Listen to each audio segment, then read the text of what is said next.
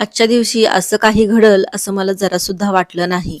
मी आईकडे जाणार होते म्हणून बॅग वगैरे भरत होते आणि ठरवलं होतं की मिनी ब्लॉग बनवायचा. कारण ह्याआधी मी अशा पद्धतीचा ब्लॉग सुद्धा बनवला नव्हता. त्यासाठी मी व्हिडिओ वगैरे शूट करून घेत होते. मला एरवड्याला जायचं होतं त्यामुळे मी आळंदीची बस पकडली. जेव्हा मी बस पकडली तेव्हा बसमध्ये जराही गर्दी नव्हती. बसायला मला व्यवस्थित जागा मिळाली. पण पुढे जसे स्टॉप येत गेले तशी गर्दी वाढत गेली. बसमध्ये खूप गर्दी असल्यामुळे आपल्याला पटकन उतरता येणार नाही, म्हणून मी माझा स्टॉप यायच्या आधी 2 मिनिटं पुढे जाऊन थांबायचं ठरवलं आणि मग गर्दीतून वाट काढत असताना एका अपप्रवृत्तीच्या व्यक्तीने माझ्या खांद्यावरील पर्समधली छोटी पर्स जी होती पैशांची, त्याच्यामध्ये माझे डॉक्युमेंट्स होते, पॅन कार्ड, आधार कार्ड, आयडेंटिटी साईज फोटो, पैसे वगैरे, तर ती पर्स चोरी केली. आणि ही पर्स चोरी करत असताना मला जरा सुद्धा याची जाणीव झाली नाही. असे हे जे समाजकंटक असतात ते चोरी करण्याच्या उद्देशानेच बसमधून प्रवास करत असतात. माझ्यासोबत माझी छोटी मुलगी होती आणि कपड्यांची ओझी प्रवासी बॅग माझ्या हातामध्ये होती, तर त्यांनी ही बरोबर सिच्युएशन हेरली आणि चोरी केली. पूर्वीही